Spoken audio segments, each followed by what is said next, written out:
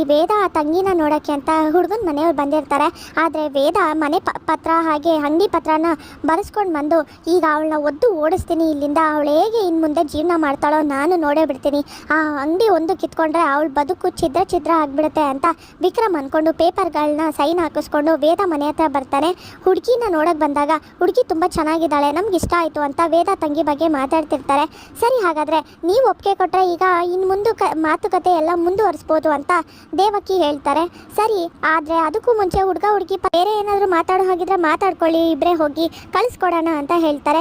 ಸರಿ ಆಯಿತು ಐಶ್ವರ್ಯ ಕರ್ಕೊಂಡು ಹೋಗಮ್ಮ ಅಂತ ಹುಡುಗ ಹುಡುಗಿನ ಮಾತಾಡ್ಕೊಂಡು ಬರೋಕ್ಕೆ ಅಂತ ಕಳಿಸ್ತಾರೆ. ಆದರೆ ವೇದ ಯಾವುದೇ ಕಾರಣಕ್ಕೂ ಕೆಳಗೆ ಬರಬೇಡ ಅಂತ ವೇದ ಚಿಕ್ಕಮ್ಮ ಬೈದು ಮೇಲ್ಗಡೆ ಕೂಡ ಹಾಕಿರ್ತಾರೆ. ಅಯ್ಯೋ ದೇವ್ರೆ, ಏನು ಮಾಡೋದು ಈಗ, ಇವ್ನು ಬೇರೆ ಬಂದಿದ್ದಾನೆ, ಇವ್ನು ಯಾಕೆ ಬಂದಿದ್ದಾನೆ, ಮನೇಲಿ ನೋಡಿದ್ರೆ ಹುಡುಗನ ಮನೆಯವ್ರು ಬಂದಿದ್ದಾರೆ, ಈಗ ನೋಡಿದ್ರೆ ಇವ್ನು ಬಂದಿದ್ದಾನೆ ಅಂದರೆ ಅಕಸ್ಮಾತ್ ಏನಾದರೂ ತೊಂದರೆ ಆದರೆ ಏನಪ್ಪ ಮಾಡೋದು, ಅದರಿಂದ ಚಿಕ್ಕಮ್ಮ ಅಂತೂ ಸುಮ್ಮನೆ ಇರೋದಿಲ್ಲ ಅಂತ ವೇದ ಅಂದ್ಕೊಂಡು ಇವನ್ನ ಮೊದಲು ತಡಿಬೇಕು ಅಂತ ವೇದ ಕೆಳಗಡೆ ಹೋಗ್ತಾ ಇರ್ತಾಳೆ. ಅಷ್ಟರಲ್ಲಿ ಹುಡುಗ ಹುಡುಗಿ ಇಬ್ರು ಮಾತಾಡ್ಕೊಂಡು ಬರ್ತಾ ಇರ್ತಾರೆ. ಆಗ ವೇದ ಅಡ್ಡ ಬಂದಿದ್ದ ತಕ್ಷಣನೇ ವೇದನ ನೋಡಿ ಹುಡುಗಂಗೆ ತುಂಬ ಇಷ್ಟ ಆಗುತ್ತೆ. ಇವ್ರು ಯಾರು ಅಂತ ಕೇಳಿದಾಗ ಇವಳು ನನ್ನ ಅಕ್ಕ ಅಂತ ಐಶ್ವರ್ಯ ಹೇಳ್ತಾರೆ. ಹೌದು, ನಾನು ಇವ್ರ ಅಕ್ಕ, ಅದು ನಂಗೆ ಸ್ವಲ್ಪ ಅರ್ಜೆಂಟಾಗಿ ಕೆಲಸ ಇದೆ, ನಾನು ಹೋಗಿ ಬರ್ತೀನಿ ಅಂತ ವೇದ ಅಲ್ಲಿಂದ ಟೆನ್ಷನ್ ಮಾಡ್ಕೊಂಡು ಓಡೋಗ್ತಾಳೆ. ಅದನ್ನ ನೋಡಿದ ತಕ್ಷಣನೇ ಅರೆ ಈ ಹುಡುಗಿ ಎಷ್ಟು ಚೆನ್ನಾಗಿದ್ದಾಳೆ, ಇವಳಿಗಿಂತ ಅಲ್ಲ ಅಕ್ಕನಿಗೆ ಮದುವೆ ಆಗದೆ ತಂಗಿಗೆ ಮದುವೆ ಮಾಡ್ತಿದ್ದಾರಲ್ಲ, ಹೇಗೆ ಸಾಧ್ಯ ಇದು, ಮೊದಲು ಹೋಗಿ ಮನೇಲಿ ವಿಷಯ ತಿಳಿಸೋಣ ಅಂತ ಅಂದ್ಕೊಂಡು ವಿಷಯ ತಿಳ್ಸಕ್ಕೆ ಹೋಗ್ತಾ ಇರ್ತಾನೆ. ಅಪ್ಪ, ಈ ಮನೇಲಿ ಒಂದು ಹುಡುಗಿ ಇದ್ದಾಳೆ, ಅದು ಇವಳ ಅಕ್ಕ ಅಂತೆ, ಅಂದರೆ ಚಿಕ್ಕಪ್ಪನ ಮಗಳು, ಆದರೆ ಅವಳಿಗೆ ಇನ್ನೂ ಮದುವೆ ಆಗಿಲ್ಲ, ಆದರೆ ಇವಳಿಗೆ ಮದುವೆ ಮಾಡ್ತಿದ್ದಾರೆ, ಆ ಹುಡುಗಿ ನೋಡೋಕ್ಕೆ ಇವಳಿಗಿಂತ ಚೆನ್ನಾಗಿದ್ದಾಳೆ, ನನ್ನ ಮದುವೆ ಆದರೆ ಆ ಹುಡುಗಿನ ಅಂತ ಮಾತಾಡಿದ ತಕ್ಷಣವೇ ಎಲ್ರಿಗೂ ಶಾಕ್ ಆಗುತ್ತೆ. ಏನೋ ಆ ವೇದ ಅಡ್ಡ ಬಂದ್ಲಾ ಅಂತ ಕೋಪ ಮಾಡಿಕೊಂಡು ವೇದ ಚಿಕ್ಕಮ್ಮ ಕೂಗಾಡ್ತಾರೆ.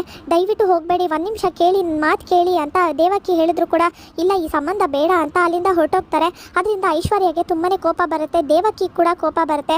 ಇವಳು ಅಡ್ಡ ಬರಬೇಡ ಅಂತ ಹೇಳಿದ್ರು ಬಂದಿದ್ದಾಳೆ ಅಂದರೆ ಬೇಕು ಅಂತಲೇ ಬಂದಿದ್ದಾಳೆ, ಈ ಮದುವೆನ ನಿಲ್ಲಿಸಬೇಕು, ಈ ಸಂಬಂಧ ಹಾಳು ಮಾಡಬೇಕು ಅಂತಲೇ ಬಂದಿರೋದು, ಅವ್ರ ಅಪ್ಪ ಅಮ್ಮ ಪ್ಲಾನ್ ಮಾಡಿ ಕಳಿಸಿದ್ದಾರೆ ಅಂತ ಕೋಪ ಮಾಡ್ಕೊಂಡು ವೇದಾಗ ಬೈಯಕ್ಕೆ ಹೋದಾಗ ವಿಕ್ರಮ್ ಮತ್ತು ವೇದ ಮಾತಾಡ್ತಿರೋದನ್ನ ನೋಡಿ ಇವ್ನು ಯಾಕೆ ನಮ್ಮನೆ ಹತ್ರ ಬಂದಿದ್ದಾರೆ ಅಂತ ನೋಡ್ತಿರ್ತಾರೆ.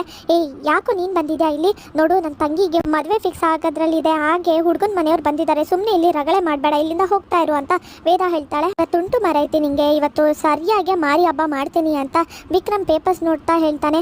ನೋಡು ಇಲ್ಲಿಂದ ಹೋಗ್ಬಿಡು, ಸುಮ್ಮನೆ ಯಾರಾದರೂ ನೋಡಿದ್ರೆ ತೊಂದರೆ ಆಗುತ್ತೆ ಅಂತ ವೇದ ಹೇಳಿದಾಗ ಈಗ ನಿನ್ನ ಅಂಗಡಿ ಪತ್ರ ಎಲ್ಲ ಇಲ್ಲಿದೆ, ಈಗ ಆ ಅಂಗಡಿನ ನೀನು ಖಾಲಿ ಮಾಡಿಕೊಡ್ಬೇಕು, ನನ್ನ ಹೆಸರಿಗೆ ಆಗಿದೆ, ನೀನು ಆದಷ್ಟು ಬೇಗ ಆ ಅಂಗಡಿನ ಇವತ್ತೇ ಖಾಲಿ ಮಾಡಬೇಕು ಅಂದಿದ ತಕ್ಷಣ ವೇದಾಗೆ ಶಾಕ್ ಆಗುತ್ತೆ.